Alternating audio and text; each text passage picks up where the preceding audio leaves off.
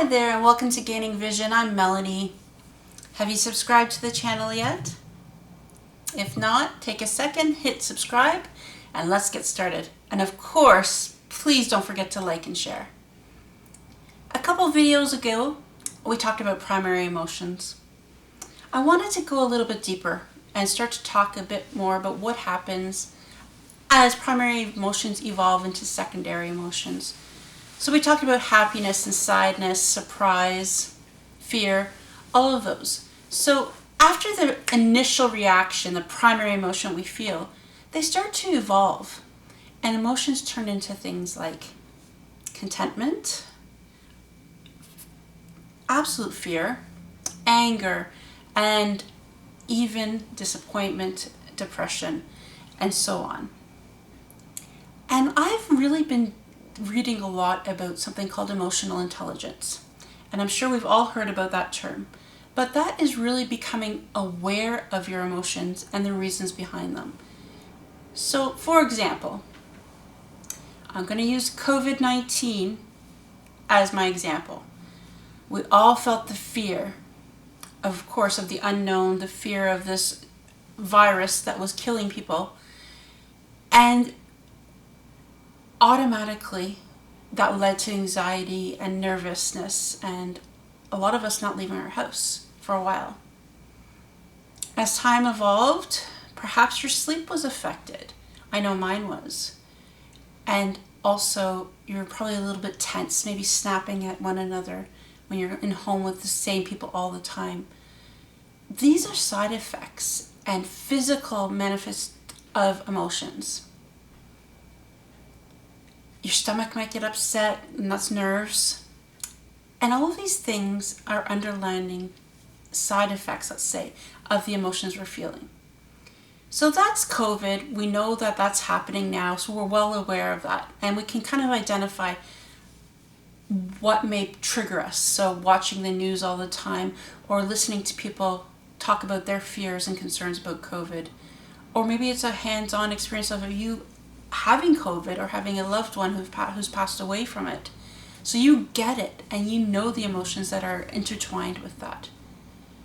But what if it isn't COVID we're talking about and it's something that you're not quite sure what it is? So you may be feeling a little bit of extra pressure, maybe a headache, something going on, and you're noticing a trend. And your mood is going up and down, up and down, up and down. Another example, maybe you're uncertain about your work. Maybe your job isn't secure, or maybe there's something happening at work that's causing you stress that you're bringing home with you. And you're noticing the side effects, the physical manifestations of these emotions.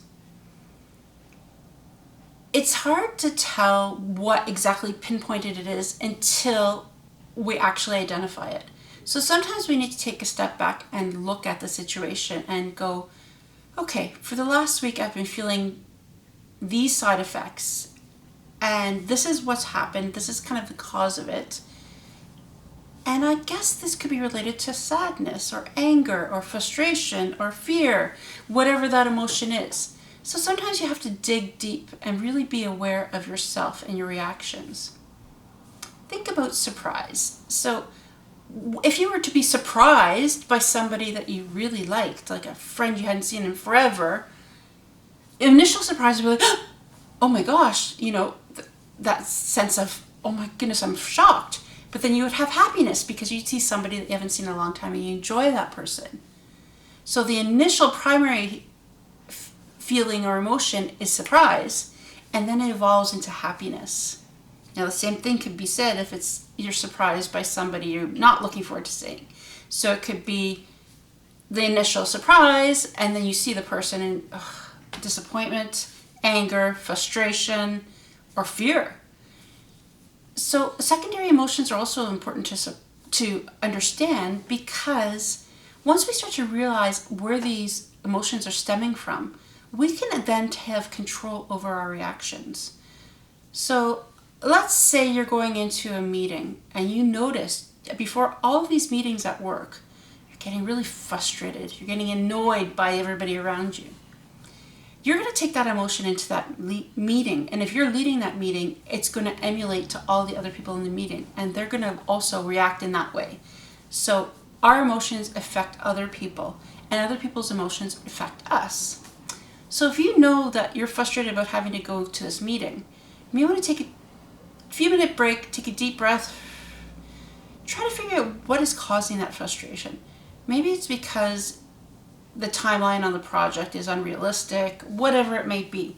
But by identifying the fact that you're frustrated, you can actually make a conscious effort to stop feeling it for that moment. Go in, lead the meeting in a positive way, and then finally that positivity or the happiness you may be feeling will emulate to the others in the meeting. And it won't be so stressful, and you'll probably be really surprised at the different reaction you're going to get in return from the people in the meeting. Once we can identify and become self-aware about our own emotions, then we need to start to be aware of other people's emotions. So we've all heard the term empathy, feeling empathy towards somebody, what they're going through. We may not exactly be able to put ourselves in their shoes, but we can empathize with possibly how they're feeling. A good example is somebody calls you and they're freaking out about COVID. I don't want to go. I'm afraid of this. I don't want to go back to the office. I want to stay working from home. You can empathize with how they're feeling and understand probably a lot of what they're feeling because you've been stuck at home working from home, and you may have concerns about going back to work in the office as well. But by not allowing their fear and their anxiety rub off on you is also something that's very, very important for you, because it's easy to be impacted by other people's emotions. You want to make sure that you really focus on how you're feeling and what emotions you're emulating, what's coming off of you, because you want to also set a good example for people around you, whether it's your loved ones, your spouse, because we're all in this and we all feed off one another's emotions. So if I've had a stressful day, my husband may come home and he's probably had a great day, or maybe he's really tired. But if my stress gets put onto him, that's not fair to him. And same thing, if he's frustrated when he comes home and he gets frustrated with me, that's not fair either. But we do have to understand each other, and we have to understand why that person is feeling the emotions they're feeling, and be a listening ear to hear them out and find out if there's something we can do to help. If not, then we just have to let them go through what they're feeling, but not allow that emotion to impact us. Emotions are complicated, but by having emotional intelligence and understanding ourselves and our emotions and reasons why we feel them, will also help us in the work field if we want to be a leader.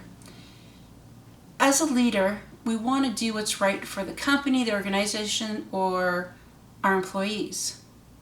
And part of being a good leader is by being able to, as I mentioned, empathize with our employees' emotions and how they're feeling, and help them focus and try to deal with those emotions, but also by reading the room, as they call it. If you're walking into an area where the staff are just back to work and you can feel the tension, you may notice they need something. Maybe it's a positive reinforcement or encouragement or something that's going to lift their feelings and their emotions to set them on the right course. Because if they're happy and they're feeling good about the situation, they're probably more likely to be more productive at work. So that's one good thing about a leader, being able to have really strong emotional intelligence, not only for themselves and how they come across as a leader, but also by identifying what their employees need. Emotions, as I mentioned, are complicated, they're complex, and they're normal. Each and every one of us feel them every single day. But emotions can also take us down the wrong path. If we allow our emotions to turn and evolve into depression or discouragement or frustration, any of those things, it can lead to very negative things happening in our life. So it's important to talk about these emotions, not only with our friends and our family, but with somebody that perhaps is a professional if you need to get to that point, but somebody that can understand how you're feeling and give you some good direction of how to best to cope if you're struggling. So I encourage you all to dig deep and really look at your emotional intelligence, understand the reason why you're feeling what you're feeling, and know it's okay to feel that, but it's also not good to dwell on it if it's a negative feeling. Emotions are meant for us to feel, and as I mentioned before, also important for us to share, because you keep them bottled up, you know what happens? Kaboom! And we don't want that. We want you to be happy and positive majority of the time. But the other emotions are part of life and are part of us needing to feel and enjoy life through all the emotions. Good times, bad times, excited times, fearful times. And you know what? It makes us human. And that's okay. So until next time, perhaps you might want to start to jot down how you're feeling. You know, those journal days or diary days back when we were younger, those are really great ways to really monitor and understand your emotions. I did it for 2 weeks and it was really an eye-opening experience. Until next time, please don't forget to hit subscribe, like, and share, and I'll see you next time.